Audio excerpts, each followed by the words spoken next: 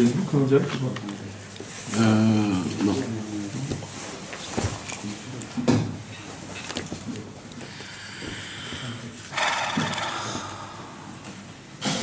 Je t'en remets un petit d'abord. Merci mes amis de cet honneur. Le bracha pour Madame Bérabi. Et Vadaï, à la fin du cours. Quand il n'y a pas de la Torah, il n'y a rien qui monte. Un jour, je crois que le prophète Sraïm, il a dit à son fils, ou c'est son fils qui a dit, je ne me rappelle plus exactement, il a dit quand je vais mourir et que tu vas faire Kaddish, si le jour où tu n'as pas étudié la Torah, c'est pas la peine de faire Kaddish. Wow. Il a dit, c'est pas la peine, laisse tomber. Pour moi, quoi. Pour lui, il a dit ça, comme ça. Donc ça veut dire, c'est quoi qui fait monter tout, c'est la Torah. Mais sauf que c'est le devoir. On peut faire Des fois, je l'ai mal. Avraham ben Rachel. Avraham ben Rachel. Guy, Chaim, Ben Marcel Zahira. Guy Chaim, Ben Marcel Zahira. Ben Marcel Zahira. Un garçon de 11-12 ans, Chavera, David Shemaya Bat Caroline Dalia. David Shemaya ben Caroline Dalia. Esther, Bat Mesaouda.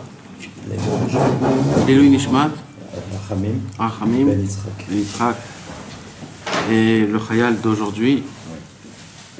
Et Ben Zachar pour Abigail, Rina, Batalis. Ici aujourd'hui. Et il y a un truc, je sais pas.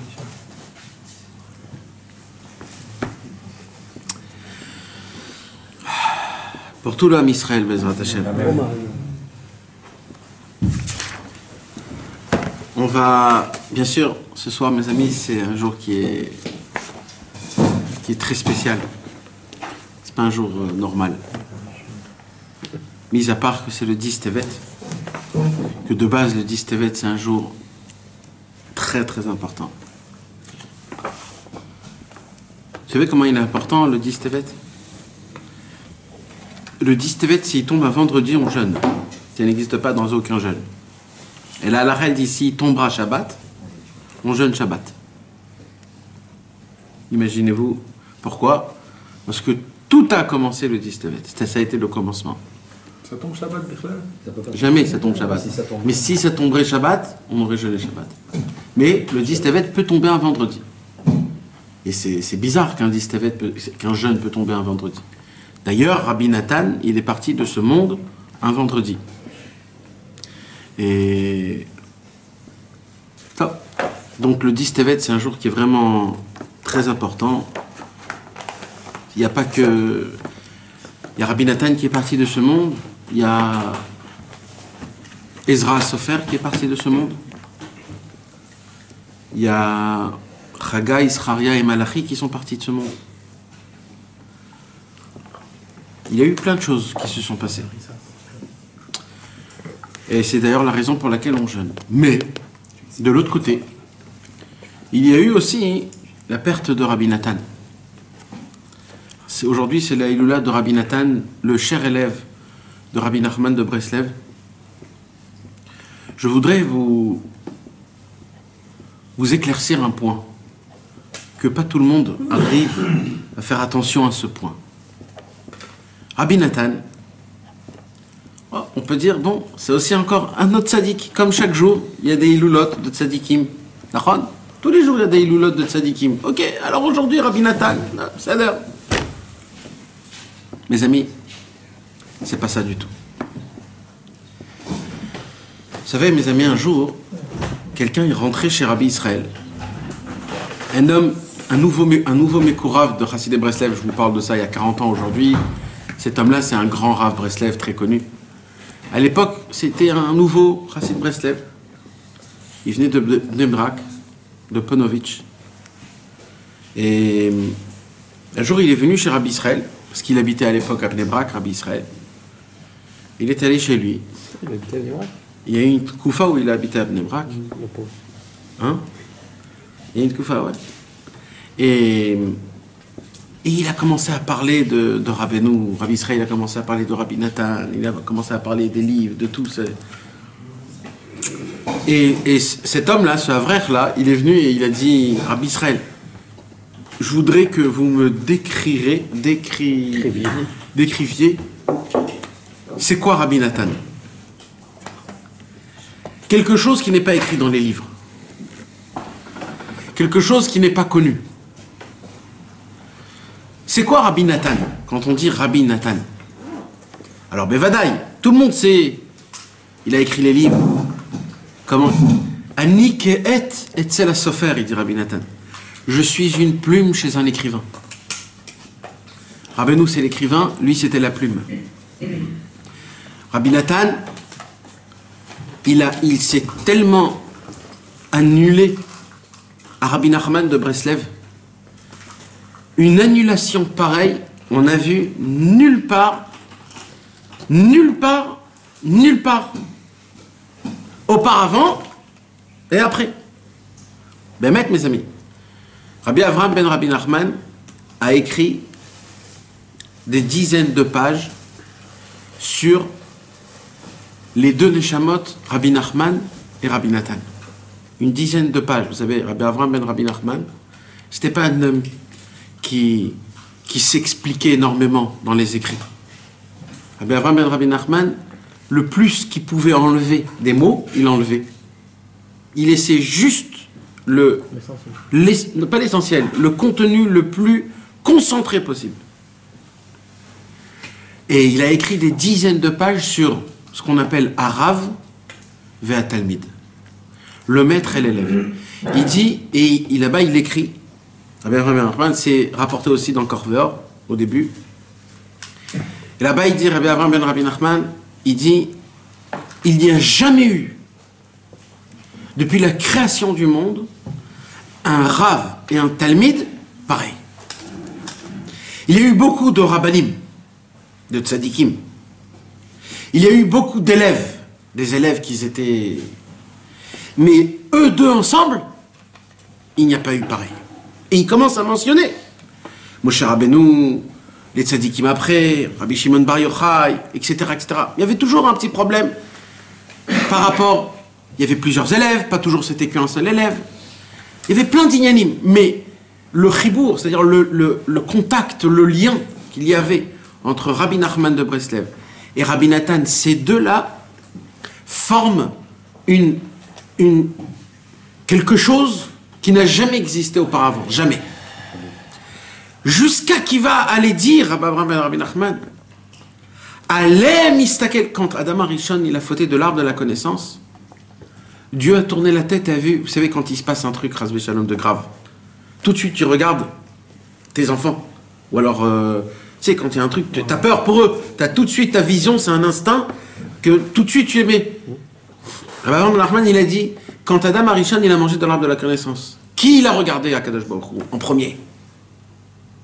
Dans le sens de manière à préserver. Kaviachol. Rabbi Nachman et Rabbi Nathan, qui alem istakel bishat briat haolam, à la Rav ve'at Talmid. Comme ça il dit Rabbi Avraham ben Rabbi Nachman. Quand Akadosh Baruch Hu a vu ce que eux deux vont faire dans ce monde, il a dit, même une catastrophe comme Adam Arishon, quand il a mangé de l'arbre de la connaissance, ils pourront réparer. Ça a été la première vision que Akadosh Baruch Hu s'est dit, il y a le Rav et le Talmid, il y a le Moshe et le Yehoshua. Il y a le Tzadik, Rabbi Nachman de Breslev et son élève Rabbi Nathan. Eux deux ont formé une équipe, eux deux ont formé une formule mathématique qui a la possibilité de pouvoir réparer et compléter le monde en entier et l'amener à la réparation totale, à la Géoula Shlema. Rabbi Nathan, mes amis, c'est... Vous savez, on a l'habitude de parler de Rabbi Nachman, du Likutei Moharan, des sichot, des paroles, des conversations. Ah, Rabbi Nachman, il est très fort, Rabbi Nachman, Rabbi Nachman. Mais apparemment, en vérité, mes amis, personne ne sait c'est qui Rabbi Nachman. Quand je vous dis personne ne sait, ça veut dire réellement, pas maintenant métaphorique. Je vous parle réellement. Pourquoi? Parce que celui qui nous a fait montrer c'est qui Rabbi Nachman, C'est Rabbi Nathan. Donc on n'a que tout ce qu'on connaît sur Rabbeinu, c'est que Rabbi Nathan qui nous l'a donné. C'est même pas Rabbi Nachman. C'est Rabbi Nathan. Donc, quand tu es pointilleux, c'est qui notre vrai maître? C'est Rabbi Nathan. Parce qu'en fait, on s'est annulé à Rabbi Nathan, que Rabbi Nathan a fait faire passer le message Emet de Rabbeinu. Parce qu'il y en avait plusieurs. Il y avait Rabbi Aaron le Rav de Breslev, il y avait Rabbi Shmuel Isaac, Rabbi Yudel, le Magui de Trovice, il y a Rabbi Yitzhak Isaac de... Il y en avait plein des tzadikim, des élèves de Rabbeinu. Et chacun avait reçu de Rabbeinu un chemin, avait reçu des Torot, avait reçu une vision de Rabbeinu. C'était pas tous la même vision. Nous, on connaît que la vision de Rabbi Nathan. Mais c'est la vision qui est restée jusqu'à la fin de tous les temps, car c'est la vision qu'il faut pour le Ham Israël. Mais Tarles, Behemet, le vrai Rabbi Nachman, personne ne le connaît. Nous, on connaît ce que Rabbi Nathan nous a raconté. C'est tout ce qu'on connaît. Tout ce qu'on connaît, tout ce qui se passe, c'est Rabbi Nathan. Rabbeinu, il a dit. Sans Rabbi Nathan, il n'aurait resté même pas une page de Gniza.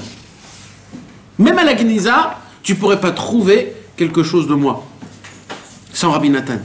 Et dès que Rabbeinu a vu Rabbi Nathan pour la première fois, il a dit, maintenant que cet homme-là, il sera là, tout va être transmis. Tout va être écrit. Rien ne va manquer, ne va être jeté. Alors ce Avrech là, il est venu chez Rabbi Israël, il a dit Rabbi Israël, c'était je crois un Sarah Betevet, il a dit Rabbi Israël, dites-nous quelque chose sur Rabbi Nathan, quelque chose qui n'est pas écrit dans des livres, quelque chose qu'on ne connaît pas, un chidouche, donne-nous une Agdara, comment on dit une Agdara? Définition. Définis-nous Rabbi Nathan. Bon, Rabbi Israël n'a pas du tout aimé ce genre de questions, parce que c'est pas du tout ce genre de questions qu'on pose normalement. Mais apparemment, Rabbi Israël, il lui a quand même répondu. Et Rabbi Israël a dit, Rabbi Nathan, c'est le hétrog de Hachem Yitbarach. Je vais vous expliquer. Vous savez, à Soukot, on va tous dans le marché et on va se taper, on va se battre pour essayer de trouver le hétrog le plus beau qui existe. Et on va essayer de payer même un prix cher des fois. Des fois, tu achètes un hétrog, tu en vois un deuxième encore plus beau, tu te dis, allez, vas-y, j'achète le deuxième aussi. Et ainsi de suite, comme ça. Et à la fin, tu arrives à la synagogue, tu essayes de regarder à droite à gauche, c'est qui a le plus beau hétrog, tu regardes, tiens, tu te dis, il y en avait quand même des plus beaux que le mien quand même. Hein. Mais vous savez, mes amis, avant que tous les hétrogim y viennent sur le chouk des Arba Minim, avant, il y a déjà des gens qui sont ménoïm, c'est-à-dire c'est des gens qui ont été envoyés par les grands rabbins, que eux d'abord, ils prennent la qualité la plus élevée qui existe. Et ils ont comme ça 2-3 paquets, une trentaine de hétrogim, et c'est des hétrogim de folie, presque ça sort de la lumière tellement qu'ils sont beaux, tellement qu'ils sont spéciaux. Et ça c'est quoi? C'est pour les rabbanim. Les rabbanim ils viennent, on leur met ça sur la table, et eux ils regardent, ils essayent de voir, ils essayent c'est quoi le plus beau, etc., etc. Et vous savez mes amis, il y a plus haut que ça. Il y a maintenant des rabbanim très grands. Les grands rabbanim, le Rav le Rav Ovadia Yosef, le Rav Yitzhak Yosef, les grands rabbins d'Eretz Israël. Eux, on leur apporte pas juste Eux, on leur fait même un tri, même dans cette boîte-là, et on leur donne à eux 4 ou 5 hétrogim. Des hétrogim, mais ceux-là, c'est de la folie. C'est-à-dire, quand tu vois ça, tu te dis, presque j'ai peur de le toucher, tellement qu'il est beau, tellement qu'il est... Et qu'est-ce qui se passe? Et eux, ils ont juste à choisir 2-3 hétrog parmi des milliers hétrogim de tout Eretz Israël, et ils ont, à la fin de compte, ils ont un hétrog d'une beauté, d'une cacheroute qui n'existe même pas. Qu'est-ce qu'on regarde dans le hétrog, mes amis? On essaye de voir qu'il n'y a pas de taches, un truc noir, un petit défaut dans la forme, les couleurs, que ce soit des bonnes couleurs. S'il y a un pitam, c'est encore meilleur. Si en haut, le petit hoquet, en bas, s'il est bien ressorti, pas il est à koum, ou s'il a un petit gartel autour, le hétrog, on peut bien le tenir. Et ça, c'est le plus beau étrog. Donc, aux grands tzadikim, aux grands rabbinim de la génération, on ne les laisse pas rentrer dans un chouk et on leur donne un étrog. Et qu'ils doivent chercher des heures et des heures. On leur donne le top du top. Et vous savez, mes amis, que même Hachem Yitbarach, il doit prendre un étrog à chaque fois. Et c'est quoi le étrog de Hachem Yitbarach? Parce que pour Hachem Yitbarach, il faut un étrog d'un niveau... Il n'y a pas plus top que ça. C'est Hachem. C'est Hachem. Et bien, Rabbeinu a offert un étrog à Kadosh Baruch Hu. Et le étrog d'Akadosh Baruch Hu, c'est Rabbi Nathan. Et avant que ce étrog ait passé des mains à Rabbeinu aux mains de Dieu, les anges ont pris ce étrog et ils ont essayé de chercher un petit point noir, un petit défaut. Et tous les anges y sont venus et ils se sont mis tous sur le étrog pour essayer de découvrir un seul défaut. Et ils ont trouvé aucun défaut. Et ils ont dit ça, c'est pour Hachem Yitbarach. Comment c'est possible qu'il n'y a aucun défaut? Quand même, aucun défaut. Il y a écrit, même les tzadikim, ils font des fautes. Parce que Rabbi Nathan, il n'a jamais vu un défaut chez un juif. Alors lui aussi, il n'a aucun défaut. Rabbi Nathan, c'était le number one de celui qui appliquait la Torah à Zamra, de juger son prochain du bon côté, de le voir du bon côté, de négliger totalement le mal, de ne pas le voir, il n'existe même pas. Toute la vie de Rabbi Nathan, c'était de juger tout le monde du bon côté, de regarder tout le monde d'un bon œil, de donner de l'espoir à tout le monde, de croire en tout le monde. Puisque c'était ça son message dans sa vie. Alors lui, Mida Keneged Mida, quand il est monté dans le ciel et qu'on a essayé de trouver chez lui des défauts, eh ben on n'a pas trouvé le défaut. Akadosh Baruch Hu, quand il prend un étrog, son étrog à lui, c'est Rabbi Nathan. Comme ça, Rabbi Israël a répondu. Vous savez, mes amis, peut-être vous ne m'avez pas compris tout à l'heure quand je vous ai dit que Rabbi Nathan, il s'est annulé totalement à Rabbi Nachman et que dans le ciel, Rabbi Nachman et Rabbi Nathan, eux deux en même temps, le Rav et le Talmid, ont créé une formule spéciale mathématique et qui n'a jamais existé auparavant. Peut-être vous m'avez mal compris, quoi. Il n'y a jamais eu un Rav et un élève. Il n'y a que ça. Il n'y a que ça. Il n'y a jamais eu comme Rabbi Nachman et Rabbi Nathan qu'ils ont formé ensemble. Il n'y a jamais eu. Je vais vous expliquer de quoi on parle. Rabbi Nathan, avant qu'il s'est rapproché de Rabbi Nachman de Breslev, il a côtoyé une famille de Lamdan, des Lituaniens, une famille qui était très très très très importante à des décennies et des générations auparavant, tous des rabbanim, des lignées de rabbanim, Rabbi Nathan y descendait. La famille de Rabbi Nathan, la famille Sternhardt, une famille qui était hyper connue, une famille qui était très spéciale, était reconnue de tout le monde, était très importante, donc était aussi riche. Quand Rabbi Nathan s'est marié avec la famille de Rabbi David Tzvi Agadol, le grand Rabbi David Tzvi, il s'est marié avec sa fille.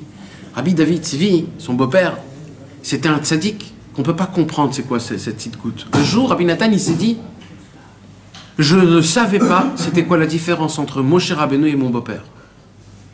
Rabbi Nathan, hein, mes amis. Rabbi Nathan, c'était pas Astam, quelqu'un. C'était pas un grand parleur comme nous. Rabbi Nathan, c'était Emet. Quand il disait ça, il avait de la connaissance dans sa tête, il savait de quoi on parle, et avec tout ça, il se disait, je n'arrivais pas à comprendre combien Moshe Rabbeinu peut être encore plus grand que Rabbi David Tzvi, mon beau-père. Comment c'est possible un truc pareil? Rabbi David Tzvi n'a jamais dormi dans un lit. Jamais. Toute sa vie, il étudiait. Et quand il dormait, il allumait une bougie, il tenait la bougie, et il s'endormait. Quand la bougie lui arrivait à la main et qu'il le brûlait, il se réveillait et continuait à étudier. Rabbi David Tzvi ne mangeait pas de pain. Pourquoi il ne mangeait pas de pain? Pas parce qu'il voulait... Pourquoi? C'était pas parce qu'il voulait faire un régime ou un truc pareil. C'est parce que il y avait tellement de chumrot, Rabbi David Tzvi, pour le lien de Netilat Yadayim, qui se disait, c'est pas la peine de faire Netilat Yadayim, je peux pas, c'est trop compliqué, c'est toute une histoire de faire Netilat Yadayim, ça lui prenait du temps énorme. Donc viens, on fait comme ça, tic-tac, blablabla, comme si on n'a ni vu ni connu. En 30 secondes, tu es déjà en train de manger avec ta bouche remplie. Lui, ça lui prenait minimum une demi-heure de bien se nettoyer, de bien voir, de prendre le natla. C'était toute une histoire. Il fallait que ça soit de l'eau de vie, il fallait que ça soit... C'était toute une histoire. Et quand Rabbi Nathan a vu Rabbi David Tzvi, c'était un rave sur 70 villes. À l'époque, la Pologne et l'Ukraine et la Russie formaient un seul pays. C'était la Pologne. La Pologne était énorme à l'époque. C'était énorme. Et Rabbi David Tzvi, c'était un rave sur plus de 70 villes. Et à l'époque, mes amis, je ne vous parle pas des villes comme il y a aujourd'hui, même en Israël. D'accord ? À l'époque, en Pologne, il y avait plus de 80% de juifs, tous des Talmidei Chachamim, tzadikim. On ne parle pas... c'était une population, si à la Shoah, ils ont tué 6 millions, à l'époque, il y avait des millions et des millions. À l'époque, il y avait des millions et des millions. S'il n'y avait pas tous les pogroms, on serait des millions. À l'époque, on parle vraiment de millions de juifs qu'il y avait à l'époque. Et lui, c'était un rave sur 70 villes. Énorme, rempli de c'est plus que ce qu'il y a en Eretz Israël aujourd'hui. Et à l'époque, c'était pas des petits qui ne savaient pas ni lire ni écrire. C'était des mamages, des grands. Et quand Rabbi Nathan a choisi comme Khatan pour sa fille, Rabbi Nathan, eh ben, il lui avait dit, Rabbi David Tzvi, je voudrais que toi tu me succèdes. Ça va être toi qui va prendre la relève. Rabbi David Tzvi, mes amis, il est écrit dans la majorité de tous les shootim qu'il y a de son époque. Et il y a un livre qui s'appelle Gdoulat David. À l'époque, on n'écrivait pas des éloges. Il n'y avait que le Baal Shem Tov qui avait des éloges. Il y avait le Harizal qui avait les éloges du Harizal. Et bien à son époque, imaginez-vous, mes amis, qu'ils ont écrit un livre d'éloges sur Rabbi David Tzvi, qui s'appelle Gdoulat David. C'est quelque chose qui était spécial, c'est pas... Et Rabbi Nathan a grandi là-bas. Imaginez-vous. Il a terminé le chasse des dizaines de fois. Il a parcouru tous les poskim, tous les midrashim, tout le niglé qu'on peut expliquer, il a tout parcouru.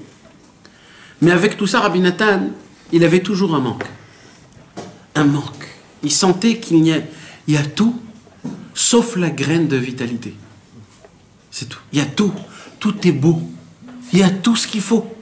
Mais il y a juste une seule chose, une pincée de vitalité. Et Rabbi Nathan a choisi de chercher. La plus belle chose qui puisse exister, c'est de chercher. Il a commencé à chercher. Et là, Rabbi Nathan est passé de l'autre côté. Il est passé chez les Chassidim. Et là, mes amis, il a côtoyé les plus grands des Chassidim. Il a côtoyé Rabbi Zusha, le frère de Rabbi Nemeler de Lijensk. Il a côtoyé Rabbi Shalom Iprobitch, le petit-fils du Maguid de Mezrich.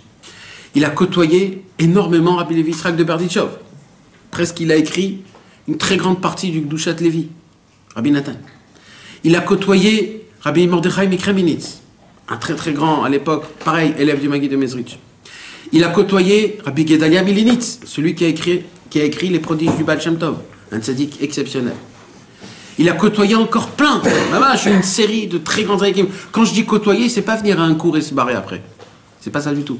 Côtoyer, c'est de venir et de côtoyer vraiment. Passer des Shabbatot, rester la semaine, poser des questions, écrire, demander, chanter, être mamash avec lui, c'est ça côtoyer.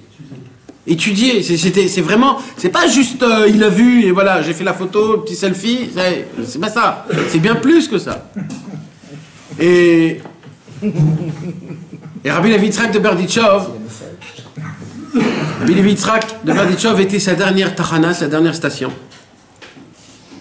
Et je ne vais pas rentrer dans l'histoire parce que c'est pas ça que je veux vous raconter. Mais sauf chez Davar, Rabbi Nathan, il a connu Rabbi Nachman de Breslev.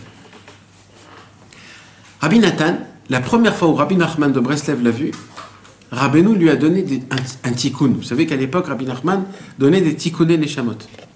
Il donnait à chaque personne, en fonction de sa neshama, ce qu'il a besoin de faire ou de lire. Des fois, c'était des choses à faire, de ne pas dormir une nuit par mois, des fois. ou alors de lire certains psukim, certains teilim tous les jours. Il y avait des trucs que Rabbi Nachman donnait à faire. Et à l'époque, quand Rabbi Nathan est venu chez Rabbi Nachman, qu'est-ce qu'il lui a fait? Qu'est-ce qu'il lui a dit Rabbi Nathan, Rabbeinu à Rabbi Nachman, à Rabbi Nathan? Il lui a dit, toi, tu devras étudier tous les jours 18 prakim de Mishnayot. C'est ton tikkun. Jusqu'à la fin de ta vie. Et Rabbi Nathan l'a pris ça comme jusqu'à la fin de sa vie. Tous les jours, il étudiait 18 prakim de Mishnayot, c'est-à-dire qu'il terminait le chasse Mishnah tous les mois. Comprenez de quoi je parle? Tous les mois. Quand Rabbi Nathan est revenu chez lui à la maison, c'était à l'époque chez Rabbi David Tzvi Agadol à Charigrad.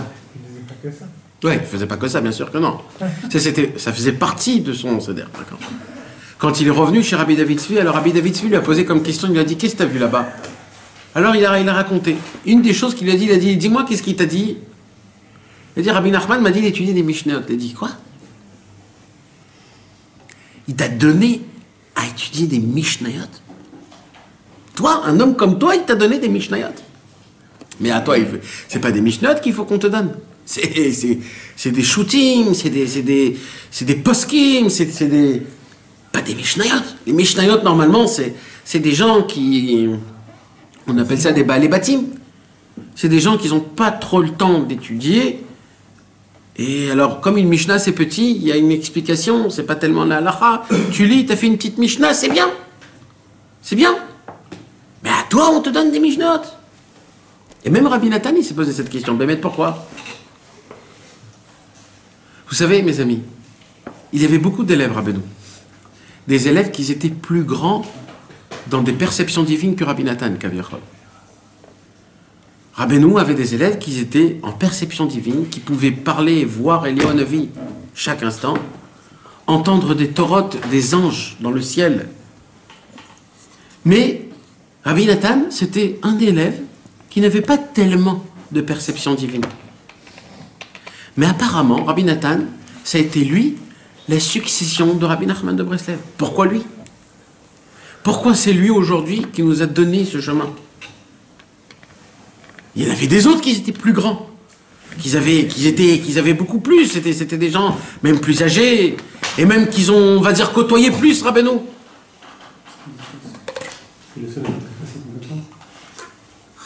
Tous les élèves, quand ils sont rentrés chez Rabbi Nachman de Breslev, ils ont rajouté Rabbi Nachman sur leur connaissance. Quand Rabbi Nathan est rentré chez Rabbeinu, quand Rabbeinu il lui a dit « Tu vas apprendre des Mishnayot », il lui a fait faire comprendre.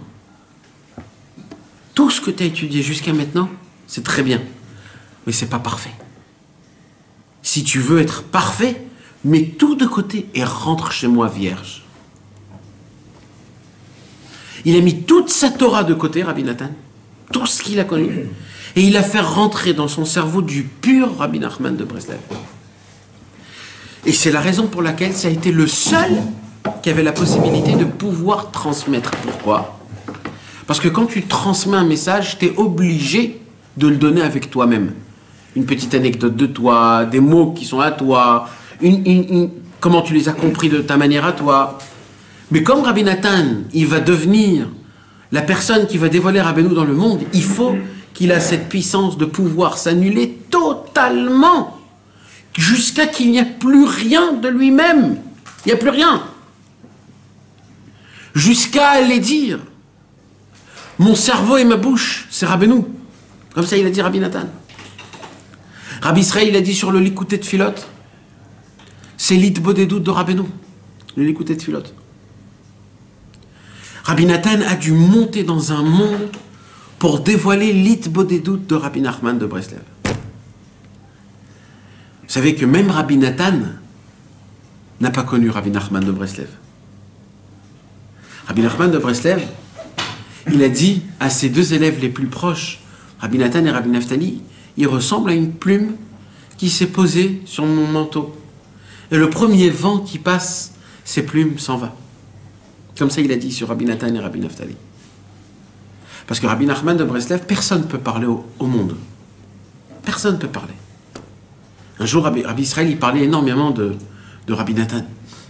Il parlait, mamash, des shvachim, des louanges, il parlait de Rabbi Nathan, sans raconter aucune histoire, que des louanges et des louanges et des louanges. Il parlait des choses exceptionnelles.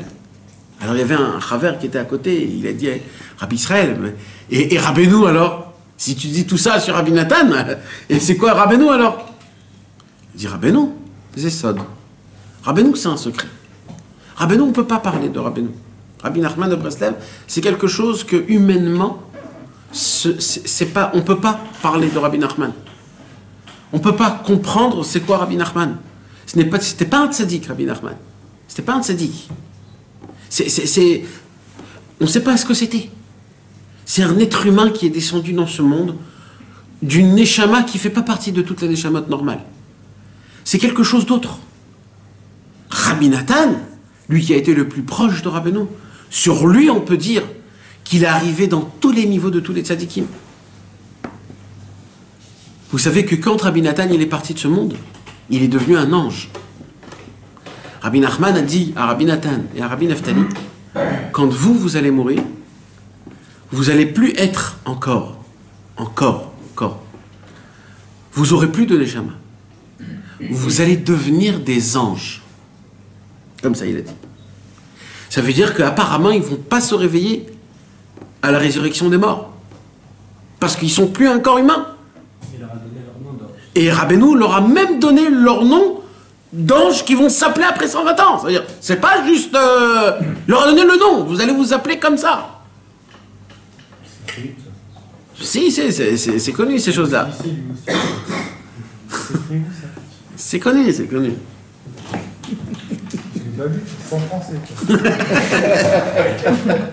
Je crois que dans Par l'eau et par le feu, c'est écrit.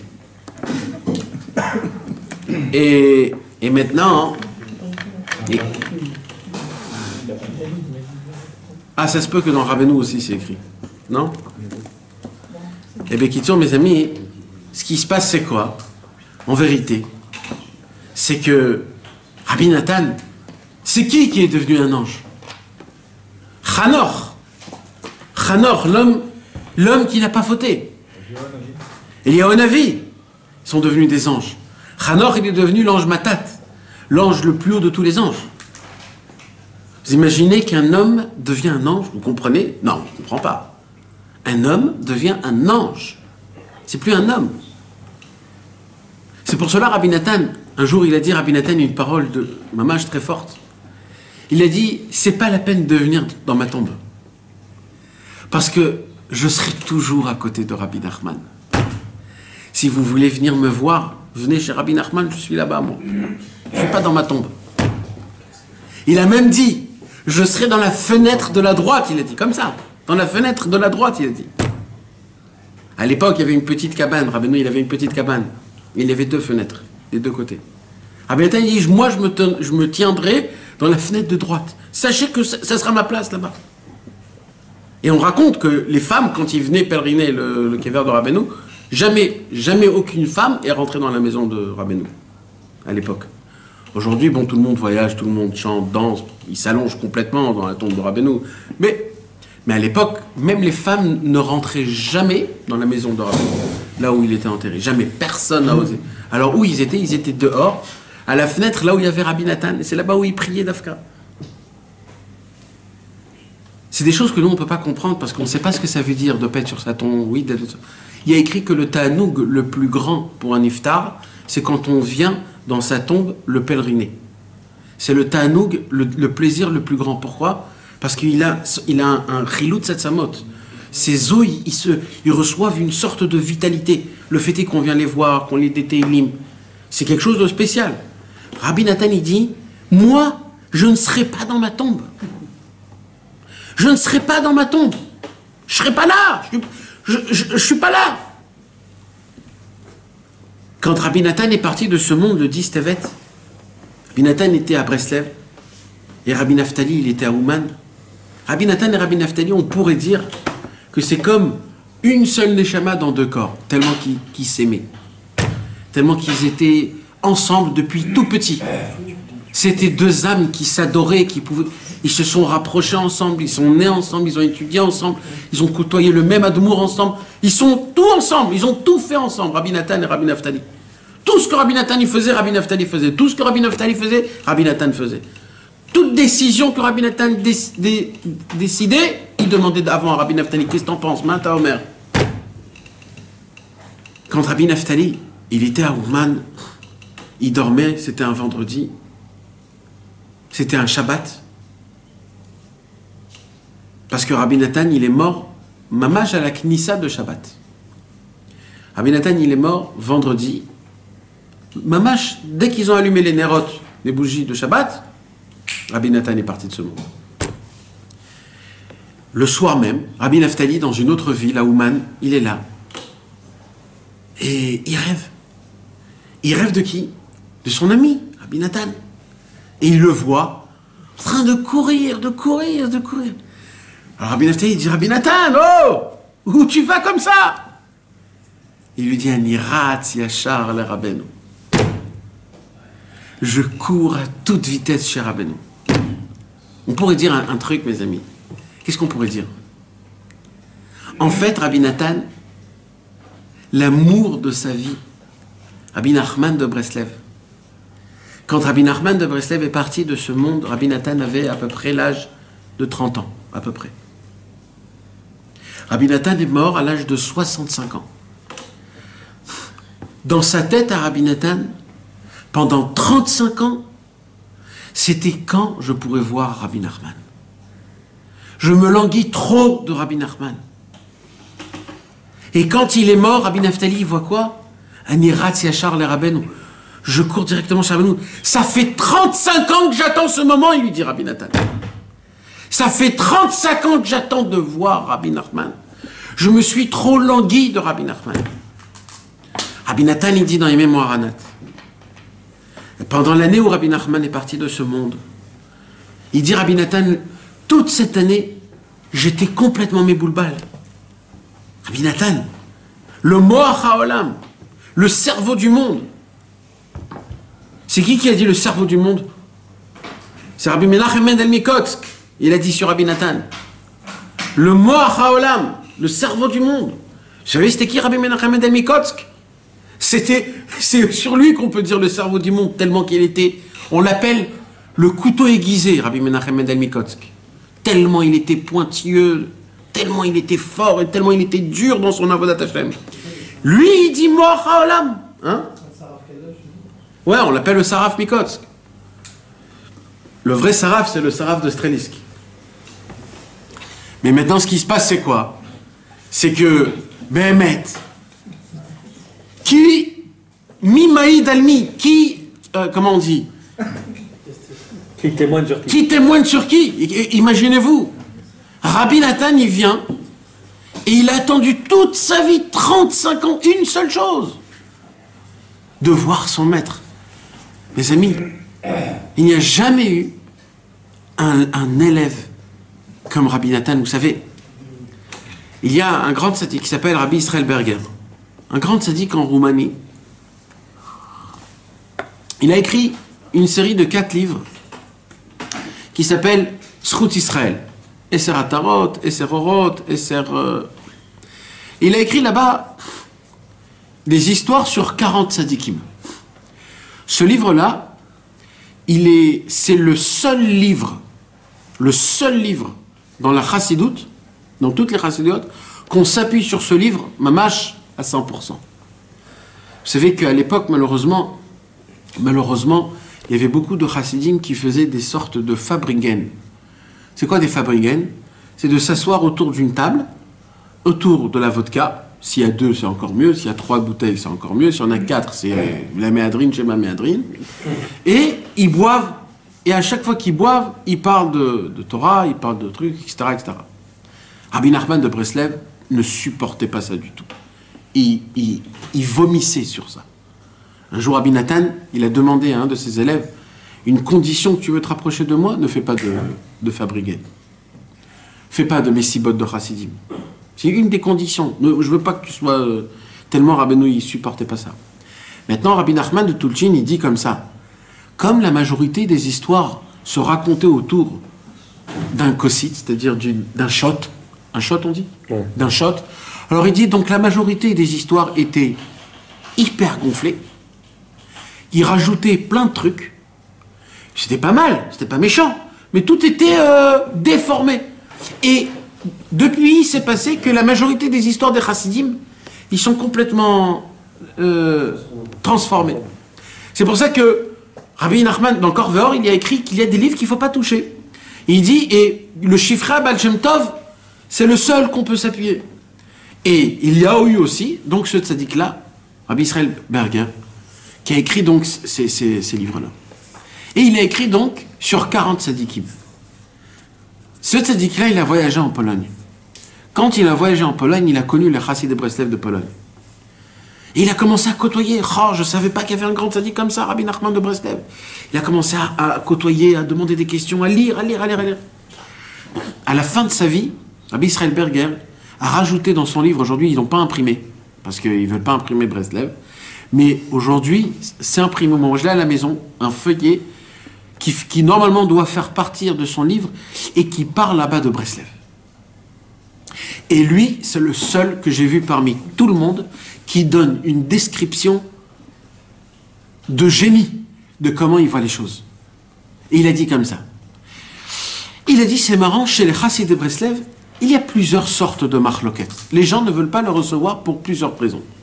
Il y a des gens qui ont dit, Rabbi Nachman de Breslev, oh, très très grand tzaddik, très grand tzaddik, qui peut parler. Mais Rabbi Nathan, c'était un petit rigolo. Rabbi Nathan, c'est pas lui le vrai élève c'est peut-être des autres. Donc il y avait des gens qui étaient pour Rabbi Nachman, mais contre Rabbi Nathan. Derech Hagav, aujourd'hui, il existe une chassidoute qui pense comme ça. Je ne veux pas dire le nom, très grande chassidoute, très connue, qui pense comme ça. Rabbi Israël Berger, il dit, et il y a une deuxième catégorie, c'est qu'ils disent Rabbi Nachman de Breslev. Mais par contre, toute la grandeur de Rabbi Nachman, c'est parce qu'il avait un élève comme Rabbi Nathan. Rabbi Nathan était beaucoup plus grand que Rabbi Nachman. Rabbi Nachman, c'est Rabbi Nathan, sa grandeur qui a fait. Que Dieu nous en préserve de ces paroles comme ça. Et il dit, il y a une troisième catégorie, c'est quoi? Il dit, c'est que Rabbi Nachman et Rabbi Nathan, c'était deux personnes normales, que leurs élèves ont fait de eux. Et Rabbi Israël Berger, en disant ces trois choses-là, il a dit, maintenant je vais vous faire montrer comment chacun de eux se trompe. Et là, il commence à raconter des histoires, des paroles de Rabbeinu. Et il te casse en 1000 morceaux toutes les sortes. Et à la fin, il te dit, donc, il n'y a aucun pied à la marloquette. Et il dit, aujourd'hui, celui qui dit qu'il peut avoir une marloquette sur le chassid de Breslev, c'est un homme qui n'a pas ouvert les livres. Il dit, parce que moi j'ai fait la recherche, et voilà ce qu'il y a. Voilà tout, comment je vous le présente. Et là-bas, il dit quelque chose de très très fort. Là-bas, il dit, Rabbi Nathan et Rabbi Nachman de Breslev, l'amour qu'il y avait entre eux. Lui, il avait une vision qui était autre, Breslev. Ça veut dire, c'est important de voir cette vision. Il a dit l'amour que leurs élèves prêtent à eux. Il dit, Rabbi Nathan, l'amour qu'il avait pour son maître, c'est que de toute sa vie, il n'a pas pris la royauté de la chassidoute. Ce qu'on n'a pas vu nulle part dans aucune chassidoute. Surtout à l'époque. Rabbi Nathan était tellement amoureux de Rabbi Nachman qu'il se voyait tout le temps élève de Rabbi Nachman. Et qu'il n'a jamais pris quelque chose que normalement, vous savez que Rabbi Nathan a souffert la marloquette. Parmi les raisons, une des plus grandes raisons, c'est que les gens lui ont dit, mais le Streimel devient l'Admour de Breslev, on n'est plus des marloquettes, il n'y a plus de marloquettes. Mais nous, on ne peut pas concevoir que vous parlez de votre maître après qu'il est mort, on ne peut pas comprendre que vous continuez à faire des choses comme si qu'il était vivant, comme si... On ne peut pas comprendre cette chose-là.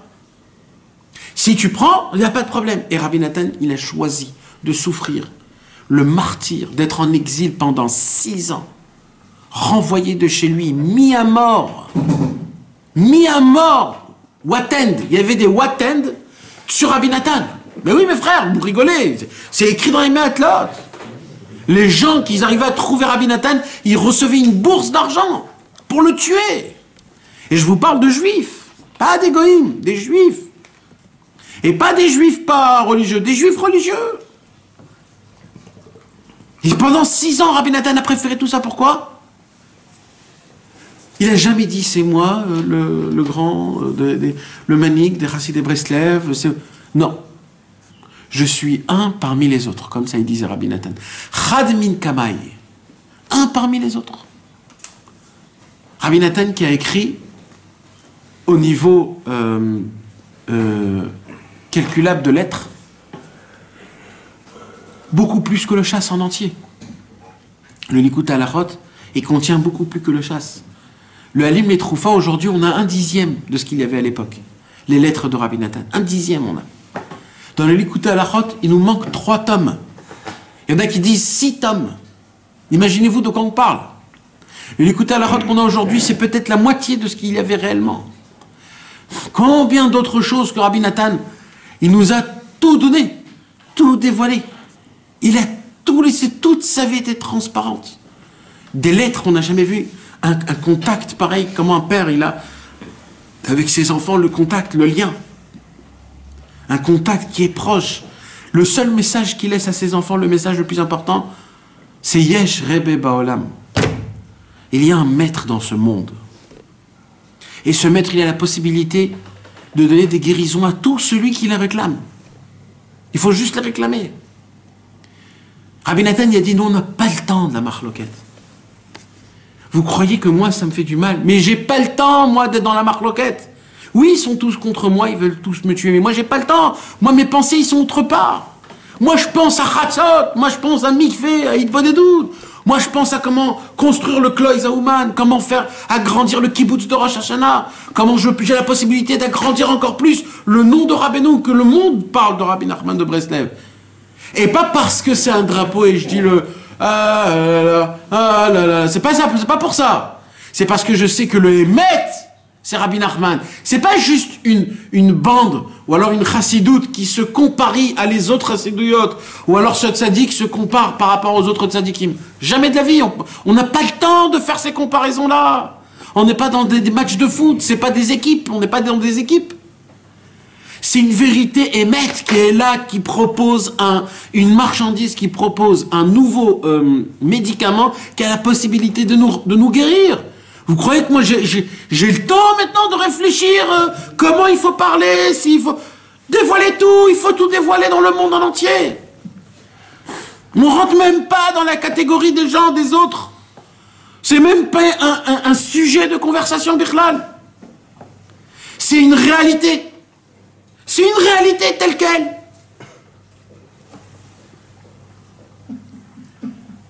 Quand on voit Rabbi Nathan, comment il a écrit le Likutei Halachot, plus de 2000 pages. 2000 pages, un concentré de... Comment on peut dire, vous savez mes amis, quand Rabbi Nathan a terminé le Likutei Halachot, Rabbi Nathan a rêvé un rêve. Un rêve, mes amis, très spécial. Quand Rabbi Nachman de Tulchin a imprimé le Likutei Halachot, il a demandé que ce rêve soit écrit au début du Likutei Halachot. C'est quoi le rêve? Rabbi Nathan, il vient chez Rabbeinu, il dit, Rabbeinu, j'ai rêvé un rêve. Il lui raconte. Il lui dit, dans le rêve, je venais avec mes écrits. Le Likutei Halachot. Et je suis venu devant vous, Rabbi Nachman, maître. Et il lui dit, et derrière vous, il y avait quelqu'un, un grand homme. Je ne savais pas c'était qui, ce grand homme. Et vous m'avez dit dans le rêve, tu as bien fait. Et l'homme derrière a dit, tu as très bien fait. Il a dit, c'est que ça mon rêve. Pourriez-vous me l'expliquer? Il dit, Rabbi Nachman de Breslev, tu as reçu la haskama de Moshe Rabbeinu sur ton Likutei Halachot. L'homme qui se tenait derrière moi, c'était Moshe Rabbeinu. C'est pour cela que cette histoire, tu le mets au début du Likutei Halachot, pour que le monde sache que Moshe Rabbeinu a donné la Haskama sur le Likutei Halachot. Vous imaginez de quoi on parle, mes amis? On ne parle pas maintenant de quelqu'un comme nous, qu'on fait des rêves de fou. D'accord? On parle de Rabbi Nathan. L'homme le plus pur. L'homme qui a servi Hachem d'une Messirut Nefesh comme il n'y en a pas deux dans le monde. Le Etrog de Hachem Itbarach. Mais, mes amis, ce titre, c'est un titre qui n'a jamais été donné dans tout le judaïsme depuis Adam Arishon jusqu'au Mashiach. Sachez-le. Hein. Vous savez ce qu'on dit sur le Likutei Halachot? Rabbi Shmuel Horvitz, il a écrit. Il a dit, vous savez,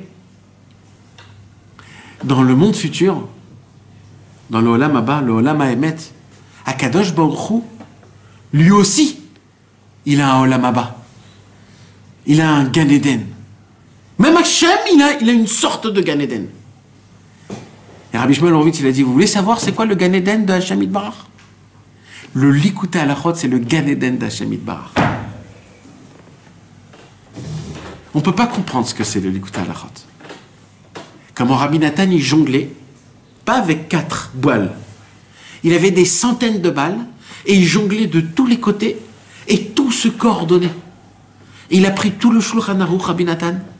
Il a fait montrer comment, dans tout le Shulchan Aruch, la racine de chaque mitzvah, de chaque halakha, comment elle est enracinée dans le Likutei Moharan.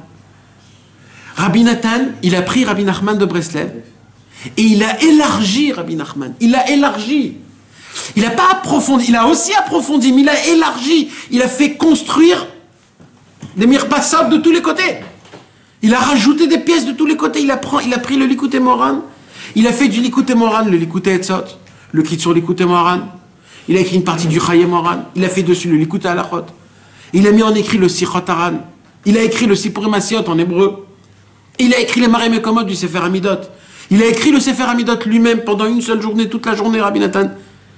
Il a été zoché, Rabbi Nathan, d'écrire le Sefer Hanisraf. Le livre brûlé, les gars, le livre brûlé. Rabbi Nachman de Breslev a dit sur le livre brûlé que maintenant qu'il a été brûlé, jamais il va être dévoilé, que quand Mashiach viendra. Et quand Mashiach viendra, il ne dévoilera pas le livre brûlé. Mais il donnera un pirouge sur le livre brûlé, sans qu'on sache c'est quoi le Mékor. Donc jamais on pourra voir le livre brûlé. Des perceptions divines impossibles à comprendre. Rabbi Nathan s'est assis pendant une journée, du matin jusqu'au soir. Rabbi Nachman de Breslev le dictait, Rabbi Nathan écrivait. Un livre qui faisait 4 parties, un gros livre. Quand Rabbi Nathan est sorti, tous les élèves de Rabbeinu étaient dehors dans le salon. Ils se sont passés le mot comme quoi Rabbeinu il est en train de dévoiler un truc de fou. Quand Rabbi Nathan est sorti de la chambre, il a dit Ani margish kemoshani yotse me'aïdra. Je sens, j'ai la sensation exactement la même comme les élèves de Rabbi Shimon Bar Yochai quand ils sont sortis de la grotte. Mes amis, toutes ces paroles-là, c'est des paroles que... On ne sait pas ce que ça veut dire, ces paroles-là. On peut parler de Rabbi Nathan, c'est pas qu'on peut. Les vrais Chassidei de Breslev, on parle de lui tout le temps. Vous imaginez que un vrai Chassid de Breslev, il étudie plus les livres de Rabbi Nathan que de Rabbi Nachman. C'est ça la beauté de l'élève et du Rav. C'est que les deux, ils sont un. C'est exactement pareil. Ce que Rabbi Nathan il dit dans le Likutei Halachot, c'est pas un pirouche sur le Likutei Moharan que peut-être oui, peut-être non.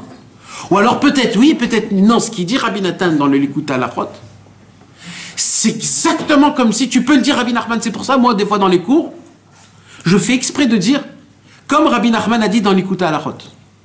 C'est pas Rabbi Nachman qui a écrit le Likutei Halachot, c'est Rabbi Nathan qui a écrit le Likutei Halachot. Mais je le fais exprès des fois de le dire parce que c'est pareil. Eux deux, c'est pareil. Ce qui est sorti de Rabbi Nathan, c'est Rabbi Nachman.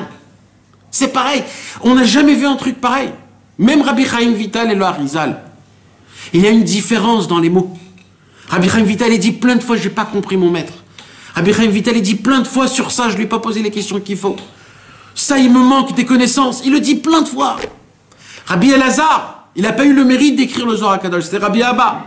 Donc Rabbi Shimon Bar Yochai, il avait 10 élèves. Rabbi Abba, il a écrit le Zohar, Rabbi Lazare était son élève.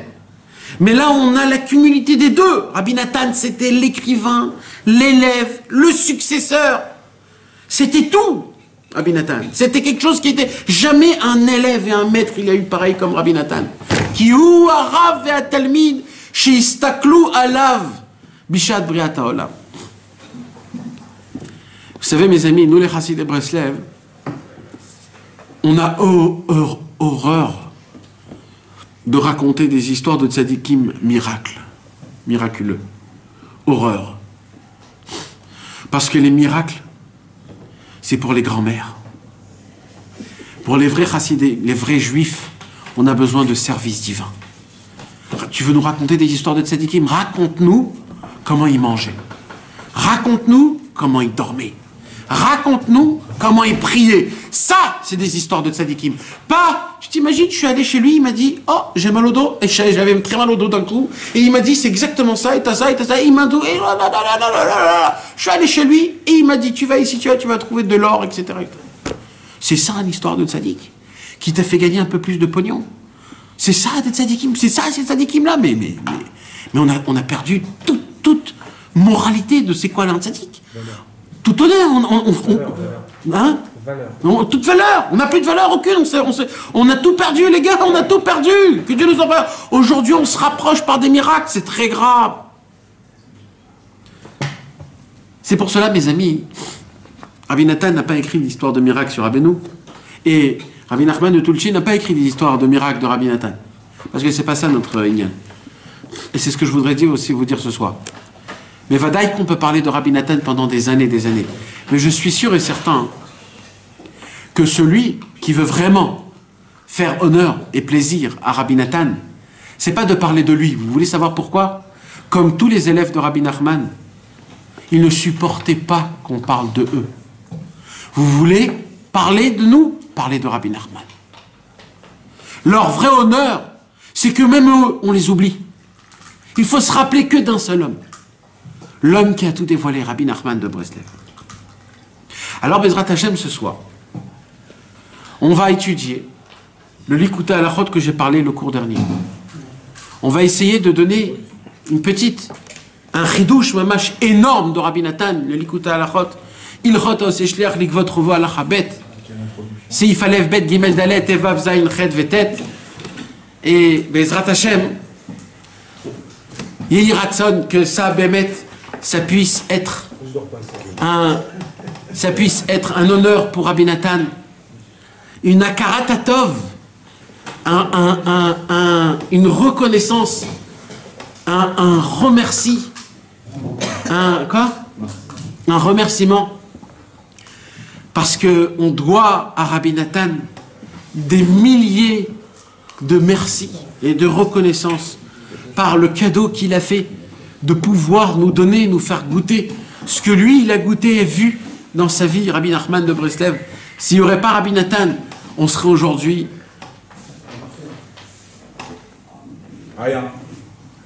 des gitans. Dédicace à tous les gitans. Bon, là, il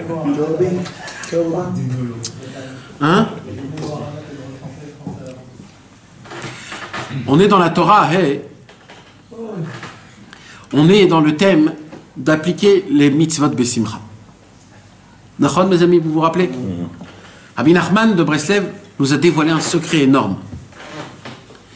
C'est quand un homme il applique les mitzvot, dit Rabbi Nachman, le top, c'est de pouvoir être joyeux de la simcha elle-même, de la mitzvah elle-même. La mitzvah, pas de la récompense que tu vas avoir, pas des choses autour. Non, la mitzvah en elle-même, le fait est que tu l'appliques, tu as une simcha qui t'envahit, et jusqu'à elle est forte ta simcha, elle est tellement forte ta simcha, jusqu'à que tu es prêt à dire Hachem, Hachem, je t'en supplie, tu sais quoi? La récompense que tu veux me donner, le Gan Eden que tu veux me donner sur cette mitzvah, ne le me donne pas. Donne-moi juste en récompense, encore une fois, cette mitzvah de l'appliquer. Il dit Rabbi Nachman, ça s'appelle la Sot Mitzvot Besimcha. Maintenant, pourquoi, comment, etc., c'est dans le contexte de la Torah. Maintenant, moi, le cours dernier, on avait posé la question. Ça veut dire quoi, réellement? Ça commence par où?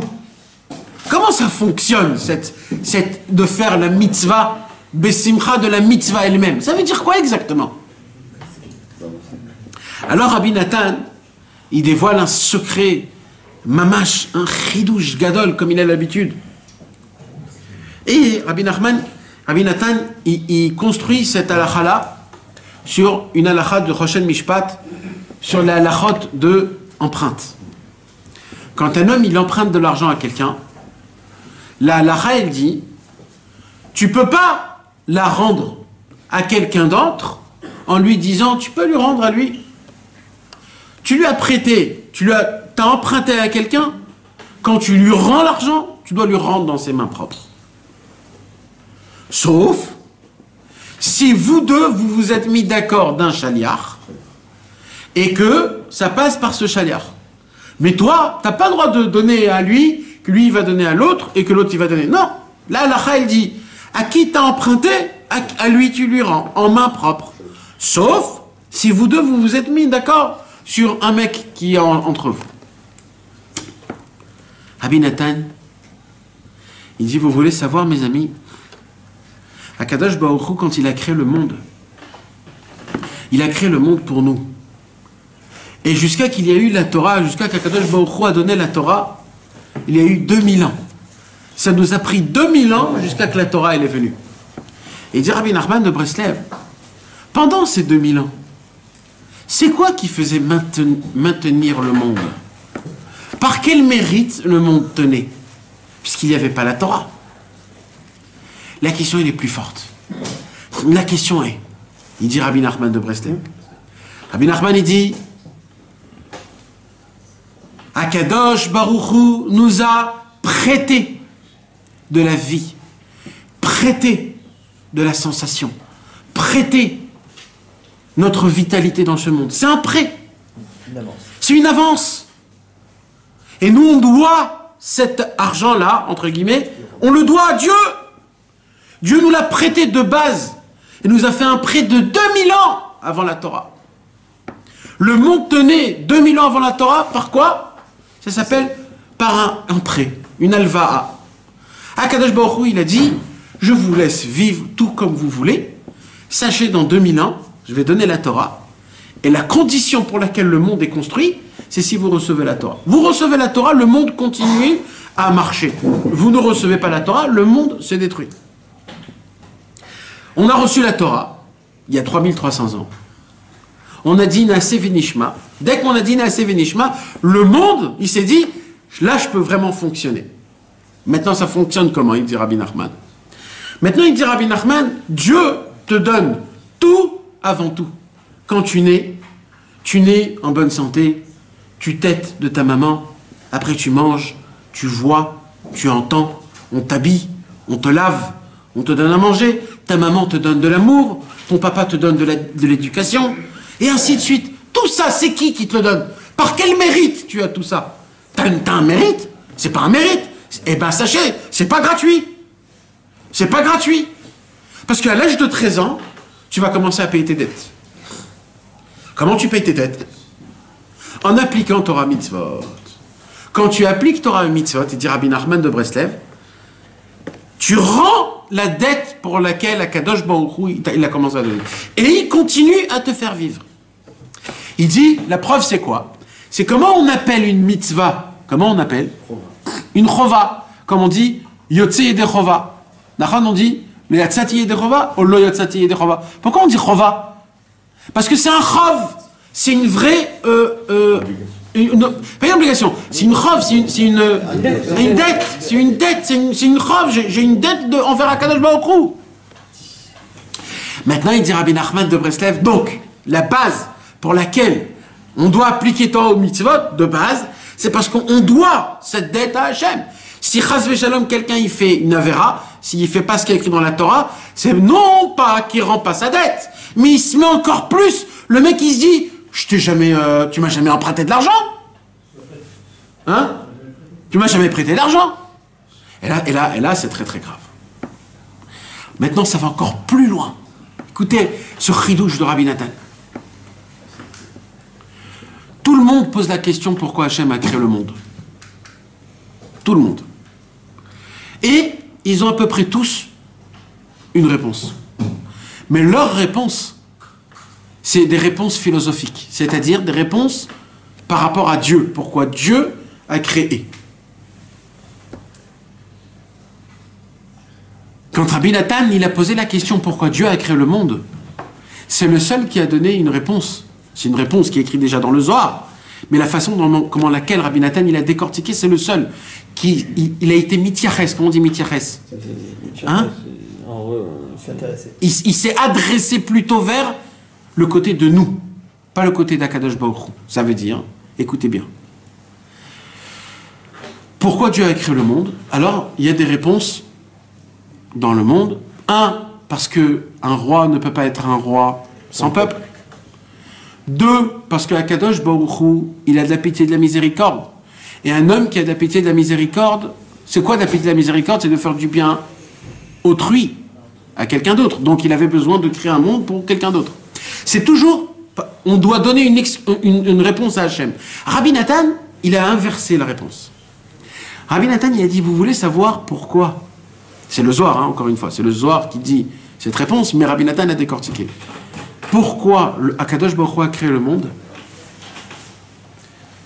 Il dit, c'est écrit comme ça dans le Zohar. C'est une réponse exceptionnelle. Et Rabbi Nathan, il arrive à la décortiquer jusqu'à que tu arrives à ressentir mamash le Inyan.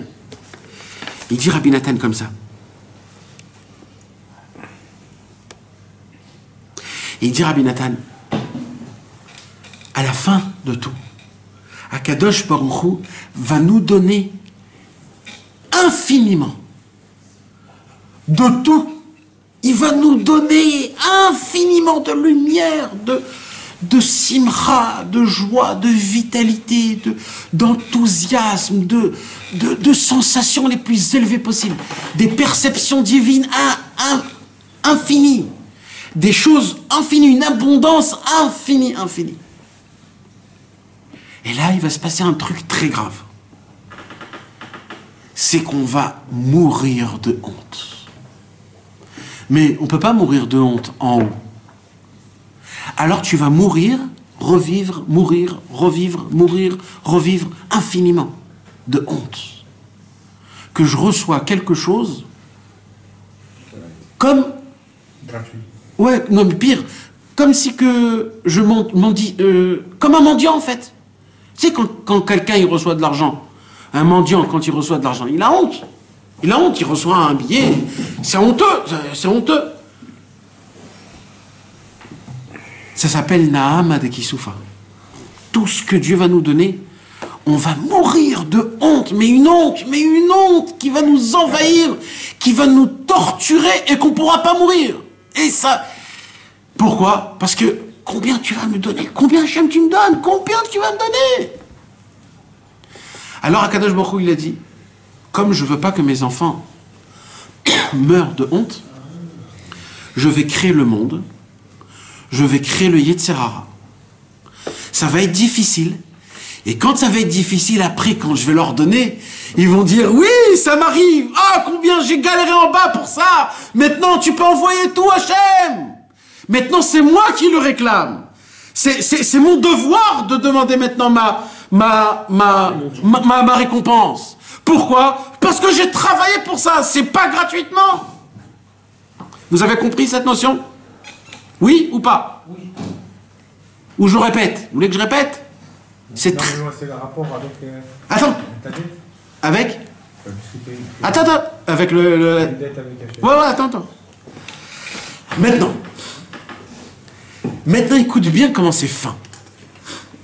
Rabbi Nathan, il vient comme ça maintenant et il dit, si c'est ça, la raison pour laquelle Akadosh Baruch Hu a créé le monde, la Torah, les tzadikim, les fêtes, Shabbat, tout, le cosmos, ce cosmos énorme là, tout il a créé. Pourquoi? Pour une seule raison, pour pas que mes enfants, quand je vais leur donner à la fin de tous les temps l'abondance de tout, ils vont avoir honte. Si c'est ça, le but de tout, il dit Rabbi Nathan, donc le plus haut est le plus important. Et il dit Rabbi Nathan, le tachlit de la venue dans ce monde, c'est d'appliquer la mitzvah besimcha dès maintenant.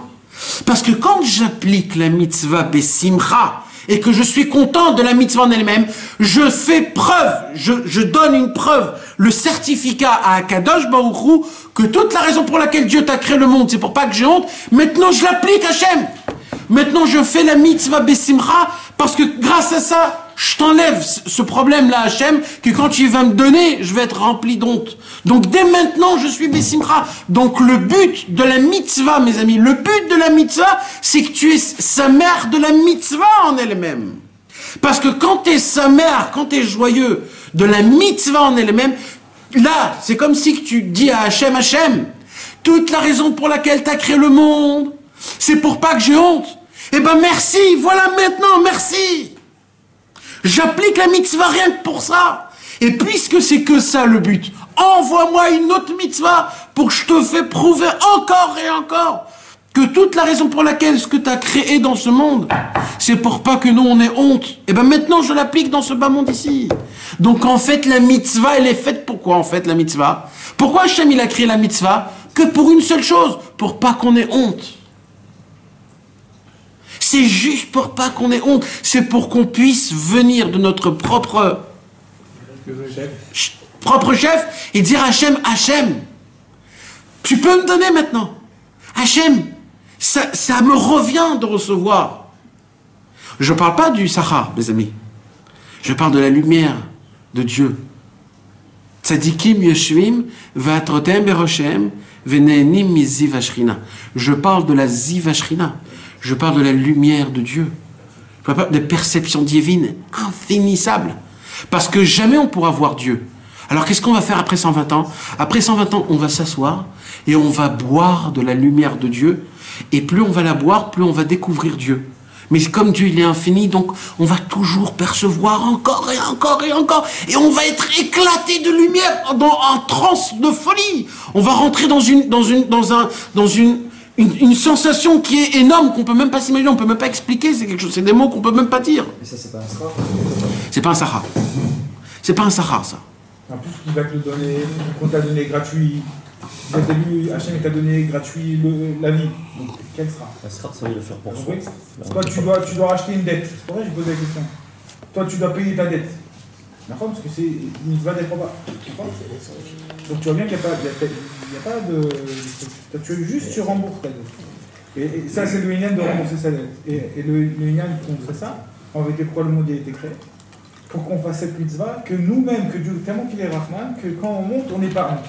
Et qu'on fasse la volonté de Dieu, de faire en sorte de faire son plan de ne pas avoir honte. Quand on monte. Si c'est pas un sahar, c'est quoi le sahar? Le sahar, c'est écrit dans Reshit Chochma, Masechet Gan Eden. Il y a une Masechet qui s'appelle Gan Eden. Et là-bas, il y a écrit plein de... C'est quoi le sahar du Olam Haba? Dans le sahar d'Olam Haba, c'est de découvrir la hashgacha pratique qu'il y avait dans ce monde, avec toi. C'est un sahar qui est énorme, ce sahar. Après, c'est de découvrir... Hein? Hein? C'est le date. Je sais pas. Oui, c'est une sorte. C'est une sorte de. Oui, bien sûr. Bah, dans le ciel. Revoir. Ouais. De revoir par où tu es Le passé, de le voir vadaï. là où tu étais passé. Exactement. Et Dieu, il va te faire. Il y a plein de niveaux dans ça. Mais de boire le ziv ashrina, c'est. Ziv, c'est pas le or. Vous savez, mes amis, il y a une différence énorme entre le ziv et le or. Or, c'est une lumière. Ziv, c'est plus qu'une lumière, ziv. Ziv, c'est une lumière qu'on peut la toucher, vous savez, quand il passe. Quand il y a un rayon, mais pas un rayon petit, un vrai rayon. Ziv, c'est un rayon de lumière de Hachem. Le Ziv, c'est le niveau le plus haut. C'est qu'à la fin de tous les temps au début, on pourra voir une ombre. Après, après une impression de lumière. Après des couleurs. Après, c'est des niveaux, tout ça. C'est des niveaux infinis, infinis, infinis, infinis. Maintenant, mes amis, ça ne se termine pas là. Rabbeinu, il vient, il dit comme ça. Puisque tout le Inyan, quand Chas Shalom, un homme, il fait la mitzvah, pas besimcha. Alors en fait, il dit quoi à Hachem? Il dit Hachem, eh ben, tu sais tout ce que tu as fait, je suis pas content. Apparemment, tu aurais pu me donner tout, je serais content. C'est ça qu'on lui dit, il dit Rabbi Nachman. C'est ça qu'on dit, en fait, il dit tout ce que j'ai fait, en fait, c'était pour vous. Et vous râlez sur ce que j'ai fait pour vous, pour qu'à la fin vous puissiez, c'est très grave. Alors maintenant, il dit Rabbi Nachman. Alors il dit Rabbi. Tu constitues un kéli pour pouvoir recevoir la lumière. Ouais. Tu fais ça. Et tu le trouves. Et le kéli, tu lui dis, j'en ai pas besoin. La mitzvah Bessimcha. Ouais. C'est que tu crées un kéli. Ouais, mais c'est plus qu'un kéli, parce que là, on parle de... Ouais, c'est... Nachon. Si tu fais pas ça, hein, Nachon. alors c'est que tu vas mourir, revivre, et tu vas pas être dans le lien du plan d'Hachem. Alors, il dit, Rabbi Nathan, vous voulez savoir quand une mitzvah, elle monte directement à Hachem? Quand tu fais la mitzvah, Bessimcha de la mitzvah elle-même, ça s'appelle, il dit Rabbi Nathan, tu redonnes, tu payes ta dette main en main. Pourquoi? Parce que la simcha mekarevet. Quand il y a de la joie, on s'aime tous, on est des copains, on aime... Tu t'en fous s'il y a un mec que tu as... T'es Bessimcha, là, t'as pas le temps. La simcha, elle rapproche. Donc il dit Rabbi Nachman, vous voulez savoir c'est quoi de payer la dette main en main? Mitzvah Bessimcha, mitzvah Beatzma. T'as pris la mitzvah, tu lui as donné main en main. Maintenant il dit Rabbeinu, qui Béhémet fait une mitzvah Bessimcha? Et là, tu peux parler de Sra, parce que Sra, mitzvah... Il peut avoir... C'est-à-dire ton Sra, c'est de faire la même chose. Sans pour la faire Bessimcha. Nachon, et ça c'est pas... Ça c'est un autre problème. Une vraie simcha. Une vraie simcha, c'est pas quand tu l'as fait parfaitement. Une vraie simcha, une simcha de mitzvah be'atzma, c'est une mitzvah qui est encore plus forte. En vérité, c'est quand un homme il applique une mitzvah pas parfaitement. Et il se dit, eh ben tu sais quoi? Parce que j'ai fait quand même quelque chose de cette mitzvah, eh ben je suis très content du petit peu que j'ai fait. Et ça, il n'a pas de gava, mais elle monte dans une fusée qui arrive directement à Kadosh Baruch Hu. Mais mes amis, écoutez, parce que Rabbi Nathan, il continue. Rabbi Nathan, il dit, donc on a un problème. Si, malheureusement, j'applique les mitzvot, pas Bessimcha parfaitement, il dit Rabbi Nathan, tu fais quoi? En fait, tu donnes ta mitzvah à lui, qui va donner à lui, qui va donner à lui, et va savoir si elle se perd pas. Va savoir si un jour elle va arriver, et quand elle va arriver, va savoir si elle sera comme toi tu l'as fait. Pas grave, moins grave. Il dit le problème c'est que pendant ce temps-là, il y a des mekatregim, des accusateurs, des dinim, des malachim. Vous savez le chemin d'ici à Hachem, combien il est long? Il dit Rabbi Nathan, donc Béhémet le Hamito, il dit Rabbeinu, il n'y en a qu'un seul qui applique toute la Torah et les mitzvot Bessimcha Mamash. C'est le tzaddik. Et il dit Rabbeinu, c'est ce shaliach-là.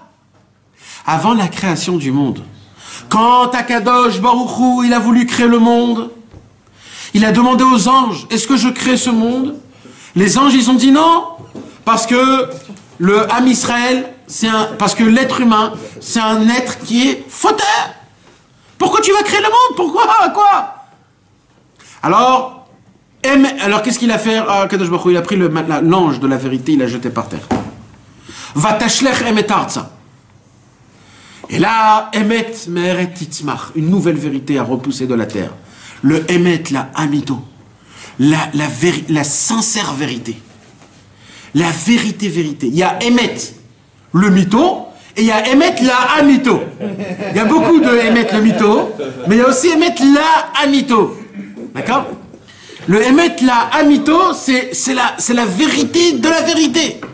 Maintenant, il dit Rabbi Nachman, quand il est venu à Kadosh Baruch Hu et qu'il a dit aux anges, je vais recréer le monde, à Kadosh Baruch Hu, il a dit, j'ai besoin d'un garant. J'ai besoin d'un garant. Parce que quand quelqu'un il prête de l'argent, c'est quoi qu'il demande, la personne? Un garant? T'aurais peut-être un petit garant? Moi, je veux juste un garant. On ne prête pas sans garant. Alors, Akadosh Baruch Hu, il dit, moi, je veux prêter de la vie au Ham Israël. Je vais leur créer un monde. Je vais leur faire tout ce qu'ils veulent. Mais j'ai besoin d'un garant que s'il y a un problème, il est là pour rendre tout ce qu'il faut. Et Rabbi Nachman de Breslev a été créé. Il s'est porté garant pour le Ham Israël, que le Ham Israël fera teshuva grâce à lui. Rabbi Nachman de Breslev, c'est le seul qui fait les mitzvot besimcha. Mamash, de la mitzvah en elle-même, jusqu'à dire donne-moi. Et là, il dit Rabbi Nathan. C'est pour ça que c'est lui le premier au monde qui a dit mitzvah de la liot besimcha tamid. D'accord? Le symbole de cette. Alors, est-ce que ça nous dédouane, nous, Alors attends, alors qu'est-ce qui se passe? On a dit, quand le prêteur et l'emprunteur se sont mis d'accord sur un mec qui peut être le shaliach, c'est que à cette condition que tu peux lui remettre à lui tes mitzvot. Et vient Rabbi Nathan et il dit, c'est la raison pour laquelle Rabbi Nachman de Breslev a créé le concept Areni, Mekacher et Tatzmi. Je m'attache au tzaddik. Pourquoi je m'attache au tzaddik? Il dit Rabbeinu. Il dit parce que toi tout seul, tu pourras pas le donner en main propre à Hachem. Par contre, moi, je fais tellement besimcha, j'arrive tellement tout de suite. Donne-moi à moi ta Torah et tes mitzvot pour que moi je le donne en main propre d'Hachem Idbar. Ça s'appelle la mitzvah besimcha de la mitzvah en elle-même, Torah. Vous comprenez? C'est quoi Rabbi Nathan, mes amis? C'est quoi Rabbi Nathan? Jusqu'à où il est allé, Rabbi Nathan? Il a pris le monde avec toute sa grandeur, il a plié en 4, il a mis dans sa poche, comme ça. Voilà. Qu'est-ce que vous voulez exactement? Il n'y avait rien chez Rabbi Nathan qui n'était pas dans sa main, qui n'était pas dans son cerveau. Tout ce qu'il a vu dans ce monde, Rabbi Nathan a fait de ça une Torah. Quand il est rentré en prison, presque ils l'ont violé, à Rabbi Nathan. Ils étaient là presque à le violer. Il a crié un cri que comment on appelle? Le douanier, le garde, il est venu. Il a dit, c'est quoi ce cri? J'ai jamais entendu un cri pareil. Moi, je suis dans les prisons. Moi, je sais, les cris des Russes d'il y a 200 ans, les gars, je peux vous dire, ça fait très peur. Mais un cri comme ça, il a dit, j'ai jamais entendu. Qu'est-ce qui s'est passé? J'ai jamais entendu un cri pareil. Rabbi Nathan, il a dit plus tard, quand un homme écrit tous les jours dans la forêt, en fur et à mesure, son cri devient propre, saint et transperçant. Quand il a entendu un cri d'un homme mauvais d'Hachem, il te des doutes pendant des années, ça l'a transpercé même le cœur d'un pourriture de russe goy. Il est venu tout de suite, il a changé de cabane, de cellule. Il lui a dit, tout ce que vous avez besoin, vous me demandez et je vous donne. Il lui a dit, je veux un Shulchan Aruch, un Tanakh, un papier et des stylos. Et là-bas, Rabbi Nathan, il a écrit Ilchot Yain Neser. L'écouter à la chot, une halakha en entière dans le dent. Il a écrit Ilchot Ribit halakha e. Il a écrit des halakhot en entière de l'écouter à la chot que nous, on va lire chez nous, dans notre canapé à la maison, avec un petit cos café, avec des petites cigarettes à droite à gauche, la petite musique qui est là-bas, le masgan, bien sûr, et les mains et les pieds, comme ça, tranquillos. Et lui, il était là, comme ça, sans rien, en train de... Quand il a vu la première fois le bateau, jamais il avait vu un bateau, Rabbi Nathan. Il n'y avait pas d'internet à l'époque. Quand tu es à Breslev, tu ne peux pas voir un bateau. Quand il a vu la première fois un bateau pour voyager en Eretz Israël, il est parti vite, courir. Il a écrit vite une halakha el chot yom tov. Il a fait une Torah en entière du bateau. Quand on lui a donné une montre, la première montre qu'il fallait remonter, et comment ça faisait, il a tout de suite écrit une halakha. Le Koach à Mosher, Koach à Dorek. Des Torotes et des Torotes en entière. On ne peut pas comprendre c'est quoi Rabbi Nathan. Bémet, on ne peut pas comprendre c'est quoi Rabbi Nathan. À Tisha B'Av, c'était le seul jour où Rabbi Nathan se laissait aller. Pendant toute l'année, il était en hippouk. Comment on dit hippouk? En retenue. En retenue de ses sensations par rapport à Rabbi Nachman. Mais Tisha B'Av, que c'est permis d'être triste, endeuillé, Rabbi Nathan descendait dans sa grange, et là-bas il s'enfermait du soir dans sa cave et il pleurait, il criait, il hurlait la perte de Rabbi Nachman. Et il remontait qu'une seule fois. Dès qu'il voyait Rabbi Nachman de ses yeux, dès que Rabbi Nachman apparaissait à lui, il disait ça y est, je suis consolé. Il remontait sa cave et il continuait de faire le Tisha B'Av. Ça, c'est un élève d'un maître. Rabbi Nathan, il dit, toute ma vie, je resterai l'élève du grand maître. Et nous tous, on sera appelés tous des élèves du grand maître. Le maître restera toujours le maître. C'est un nouveau concept. Il n'y avait pas ce concept à l'époque. Que quand un maître, il part de ce monde, il n'y a pas la relève. Rabbi Nathan, il a dit, chez nous, il n'y a pas de relève. Pourquoi? Parce que Rabbeinu, il n'y a pas plus vivant que lui dans le monde. Mon feu brûlera jusqu'à la venue du Mashiach. Notre travail, c'est juste jeter des bois pour que le feu, il puisse grandir et grandir et grandir. Parce que des fois, le feu, il peut se diminuer et rapetissir. Notre travail, c'est de ramener des bouts de bois pour que le feu, il puisse envahir le monde. C'est de là où Rabbi Nathan, le premier et le dernier, quand il s'est rapproché de Rabbi Nachman de Breslev, il était tellement feu quand il a vu Rabbeinu et tout ce qui se passait, quand il a entendu tous les problèmes qu'il avait chez lui à la maison. Il est allé dans la forêt, moins 15, moins 18, en Ukraine, dans le verglas partout. Il a crié pendant des nuits et des nuits. Be Breslev boeretesh, aver ota belibi. Un feu brûle à Breslev. Fait que ce feu brûle en moi, dans mon cœur. C'est de ce feu qu'on parle. Ce feu que Rabbi Nathan, a allumé et que Rabbi Nathan a fait grandir. Et notre travail à nous aussi, c'est de continuer de faire grandir ce feu, que ce feu puisse brûler dans le monde en entier, qui nous envoie de la chaleur. Ce qu'il faut qu'il crame, il crame. Ce qu'il faut qu'il nous donne de la lumière, nous donne de la lumière. Et là où ça doit nous réchauffer, ça doit nous réchauffer. Et qu'on puisse continuer la volonté de Rabbi Nathan de pouvoir, mamash, faire passer le message de Rabbi Nachman tel quel, sans rajouter notre sauce, sans rajouter notre sel et notre poivre, et de savoir que Alvaï, et qu'on soit méritant de faire partie, de côtoyer une équipe pareille. Oh oui. Bezrat Hashem. Amen.